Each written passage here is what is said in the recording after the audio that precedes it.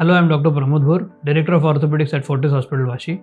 Today I'm going to talk on a topic which is basically why elderly patients are at more risk for fractures. So the answer is very commonly known to everyone, that is basically their bones are more porotic. That is the reason why the elderly patients are at more risk to fracture. The other reasons other than the bone osteoporosis is basically the instability or the slower reflexes that all the elderly patients have. So if I consider a 30-year-old person, he walks faster.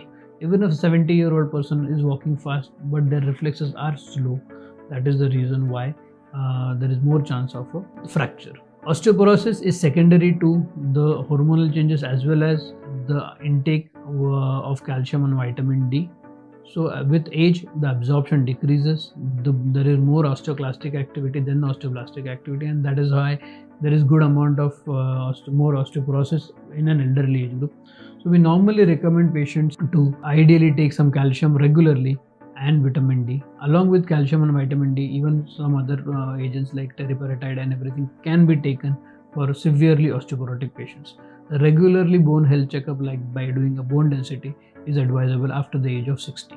What are the common fractures that we see? So the commonest fracture that we see in an elderly is either near the wrist, the hip fractures, or most of the fractures that go unnoticed is the spinal fractures.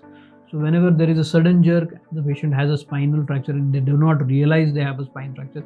Yes, there is back pain, but if there is no neural compression, the spine fracture normally goes unnoticed and they are incidentally found out on a subsequent X-ray for a regular lower back pain. The treatment for these kind of patients is basically along with the fixation of the fracture is to take care of the bone health. So it is very important to understand, as I told earlier also, they have to be take regular dosage of calcium, vitamin D, along with some other biphosphonates or teriparatides and parathyroid hormone requirements.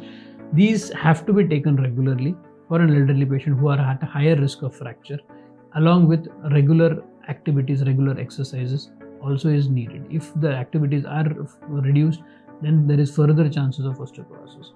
That is very important to understand. So along with calcium, vitamin D and all teriparatide and everything, patient has to remain active, do his regular exercises.